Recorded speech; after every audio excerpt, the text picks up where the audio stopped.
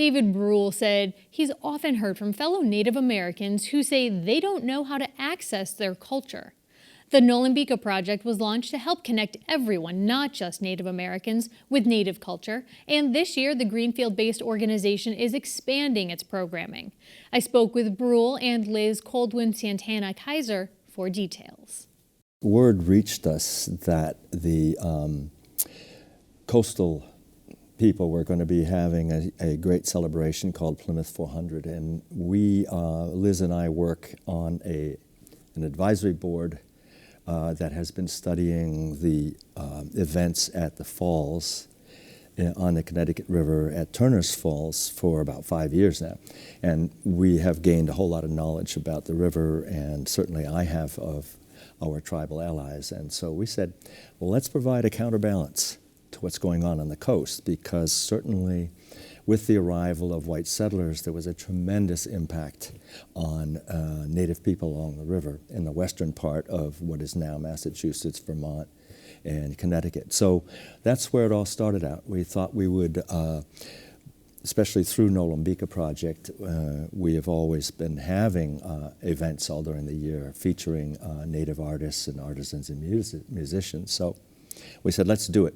Let's do it in 2020 and have some kind of a further demonstration of the persistence of tribal cultures in our valley. And what you will be doing is 12 events over a series of several months, including a kickoff on February 1st. Mm-hmm. But Liz, why was this an important project for you to lend your time to? It's important to me because a lot of the Nipmuc people lived in this area at the time. This is a chance for us to learn about some of the history that we don't know about, some of the things that happen there, and to be able to actually share with our tribe and other tribes as well. It's a learning process for us again. We're finding out things that have never been told to us or taught to our children. So it's very important for us to get this information and to be able to share it with our folks, as well as some of the other tribes. Speaking of information, there was a grant recently received by the 5 colleges that's going to, you may have heard of it, that's going to help them launch a Native and Indigenous Peoples Studies program, $2.5 million over a series of years. Yeah.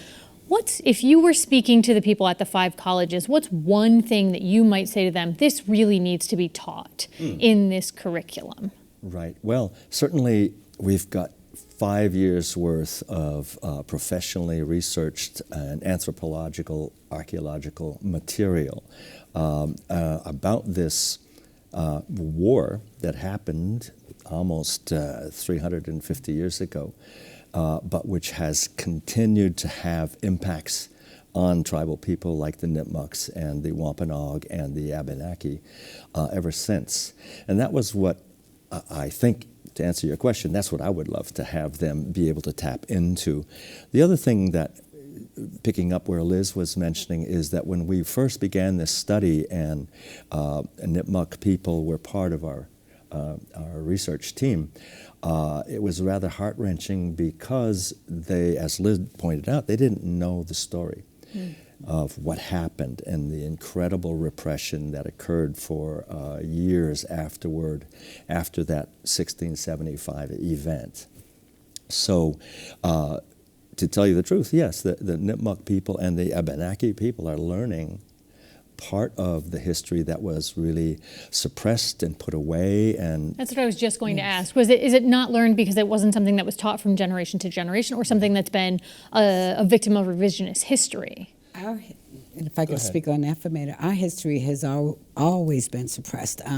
We've never been taught our history. If it wasn't for my family and our tribe, we wouldn't know our history. Now, I've learned European history all my life, but they have never taught us about Native people. And I think we're doing a lot of the work with David and the other folks. I would like to see at some point in time a curriculum across the country that teaches us about our history. It's a bad history. I mean, bad things happen, but it needs to be taught. It needs to be told. I think if we could hear about all the other wars that we are taught about the Europeans, then we should be able to be taught about the things that happened to us, the massacres and the wars that happened here. Each of you are members of tribal councils. Tell our viewers the tribe that you represent on the council and the role that the council really plays. Yeah. Well, I can.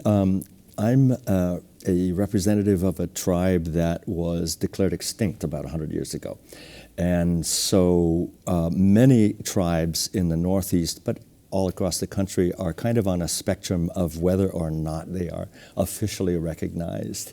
So we, in a nutshell, my Nahantic Indian tribe had its origins, and still does, in the vicinity of the mouth of the Connecticut River, which is one of the reasons why we are ending up this whole year-long celebration in my homelands, in our homelands.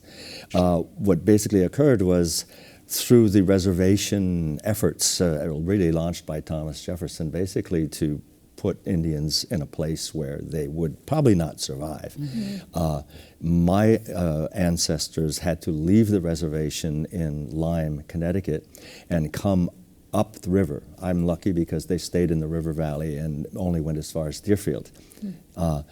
But when the state of Connecticut declared my tribal people, basically the tribe, extinct, no one checked with my great-grandfather to see if he was still extinct or whether or not. So, and many of us have come together over the last decade to bring back our tribal practices and history and cultures, and so that's where I'm coming from. The Nahantic Indian tribe is basically centered along the coast and in connection with the Narragansetts and the Pequots and the Mohegans. And Liz, how about for you, your tribal affiliation? I'm a Nipmuc from the Chebonagogabog Band of Nipmuc Indians. We've been here forever. One of the things, when he was mentioned about being extinct, every time they wrote an article about Nipmuc people, when somebody died that was Nipmuc, it was always the last of the Nipmucs. And it was written in many, many papers that we have copies of. And so for us, we always knew who we were. We were brought up. We have an oral history, but nowadays we're trying to write it down a little bit better than what we've done in the past. So for me, it's being part of the tribe and being part of the council, because I do sit on the council, is being able to give back to our people history, health, different kind of gatherings that we have. We have our winter gathering coming up in February. So this is a time where we will get together. We will tell stories. We will do craft demonstrations. We will sing. We will dance. But because we have a lot of our grandchildren and younger kids there, we also will bring in the younger kids to talk about, what is it to be a Nipmuc? Are you a Nipmuc? How did you become a Nipmuc? So there's so many questions that kids have to ask us, and these are all of our kids, our grandkids, and so forth, that we're able to, as a tribe, still exist, still do our traditions, and our culture is still ours. We share that with each other. And one of the ways that you're sharing that culture with the larger society is this Nolumbeka Project. And I was interested to read that Nolumbeka is an Abenaki word that means a stretch of quiet water between two rapids. So why did you want to name your project after that beautiful word? Well, I think, it kind of fits our role, because the Nolumbeka Project basically is non-tribal. We're not claiming to be a tribe, of course. We are an organization and a nonprofit, and our major role is education, but we are a pass-through. So we have some really gifted grant writers like Diane Dix, for example, with whom you've been in contact, who is really the heartbeat of our group.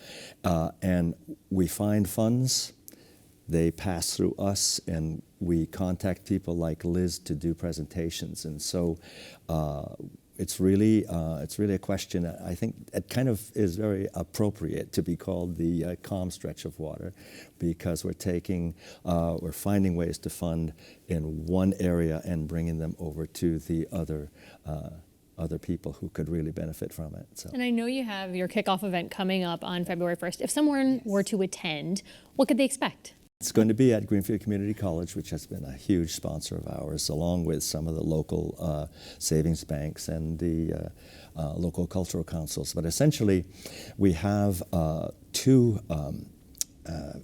Native people who will be leading the dances and teaching the dances. Anawan Whedon, who is an incredibly well-known person in Native circles. He's a striking individual, a young man who has actually played a number of roles in films, particularly one called We Are Still Here.